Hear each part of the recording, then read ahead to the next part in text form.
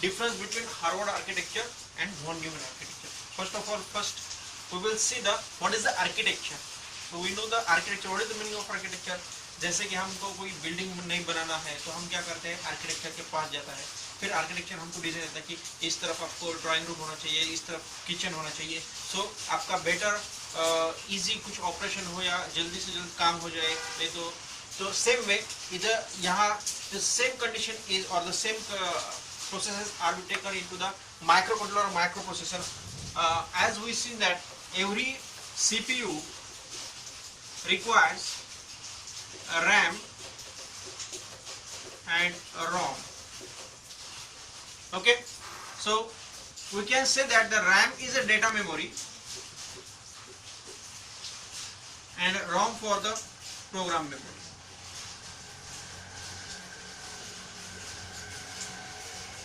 So RAM is also known as the data memory, while ROM is also known as the program memory. Okay, so the arrangement of RAM and ROM or the data memory and program memory with respect to CPU. Okay, so that is known as the architecture of a microcontroller, and there are two techniques in which the CPU is connected with the data memory and program memory. So one type is the Harvard architecture and another is the von Neumann architecture. So in Harvard architecture, the CPU is separately connected with the data memory and program or instruction memory.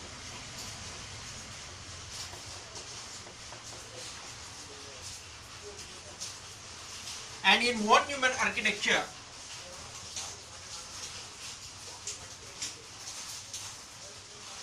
in a single memory, both program and instruction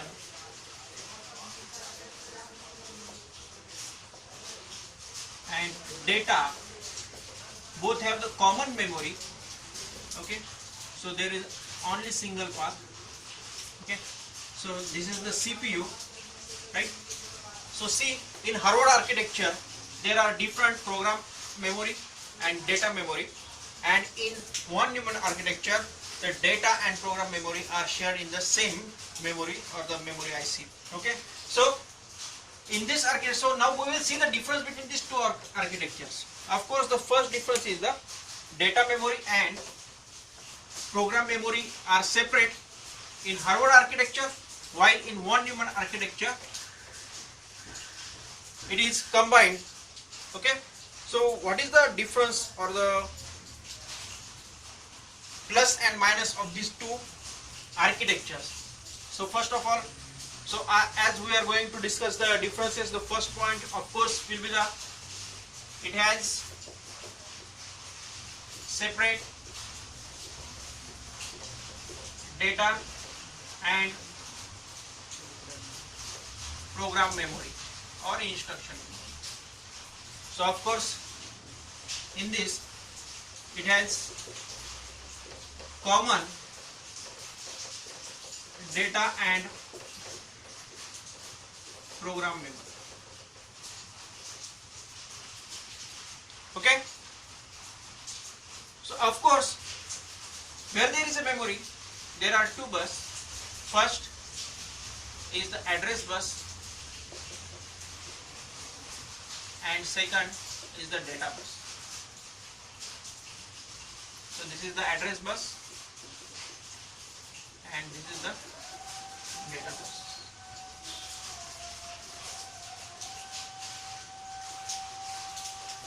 Address bus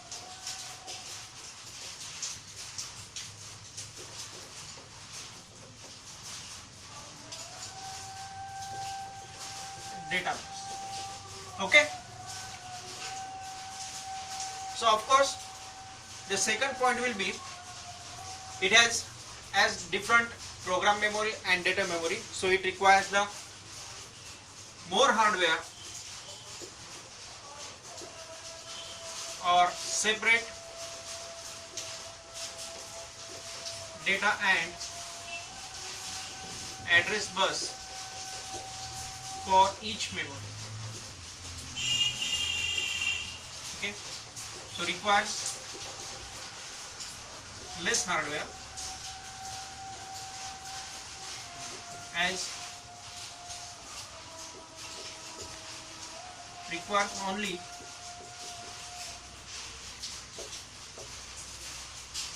one data and address bus. Okay, so this is the major difference between these two. So of course the Harvard architecture requires more space and it requires less space.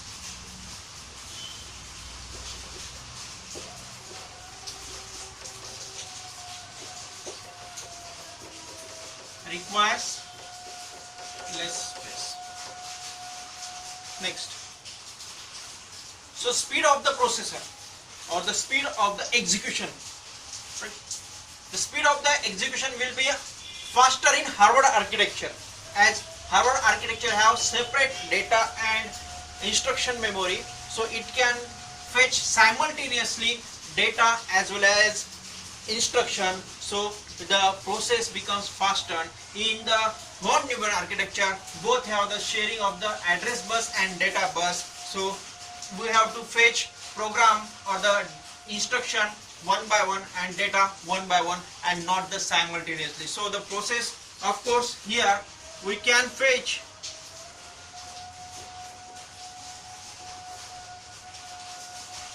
or the processor can fetch data and instruction simultaneously, right?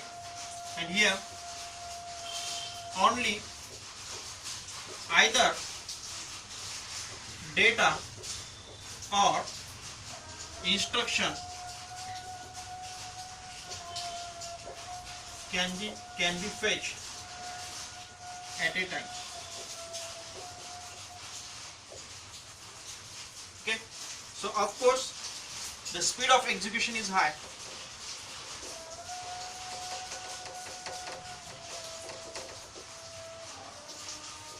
It is slow, as the process or the data and program have to fetch one by one, so the process becomes or the execution becomes slow as compared to Harvard architecture.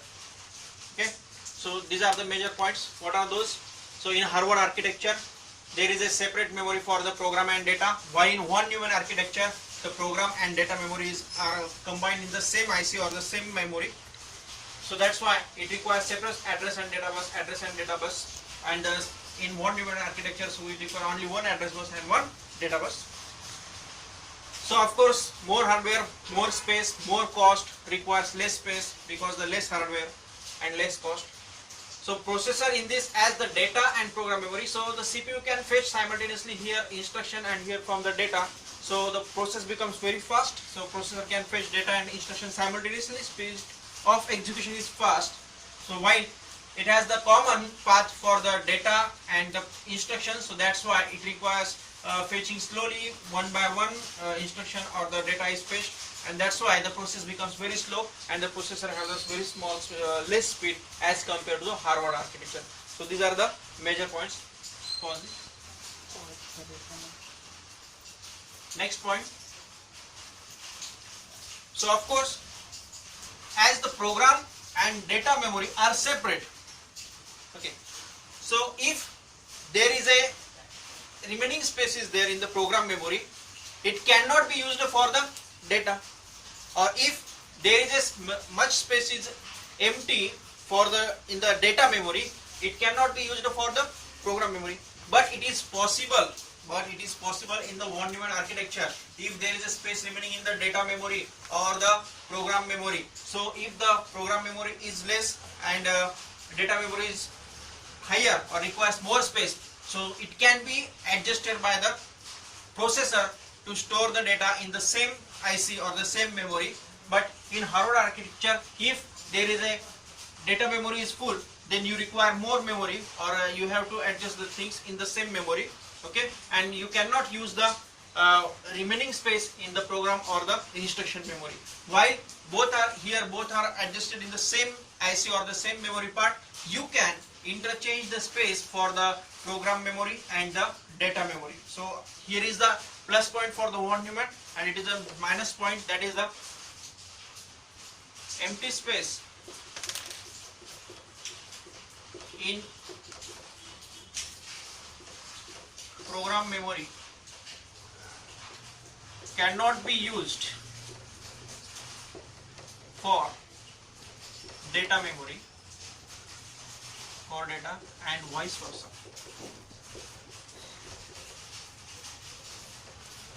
The memory size for data and instructions can be adjusted or interchanged. Okay, so this is the another important point. Here the von Neumann architecture leads to the Harvard architecture.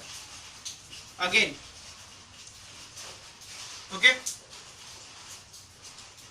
the controlling structure or the controlling of the fetching instructions and data memory, okay, it is a complex because CPU have to monitor on the both the sides, data memory as well as instruction side, because both have to fetch data.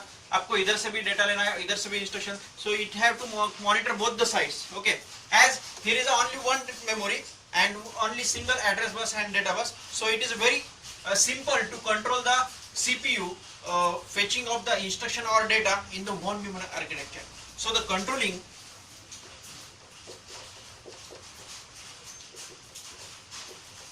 or control unit is complex since data and instructions are fetched simultaneously.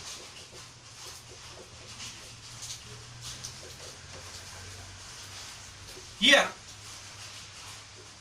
control unit or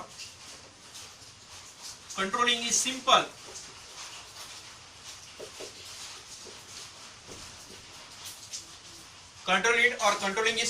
as compared to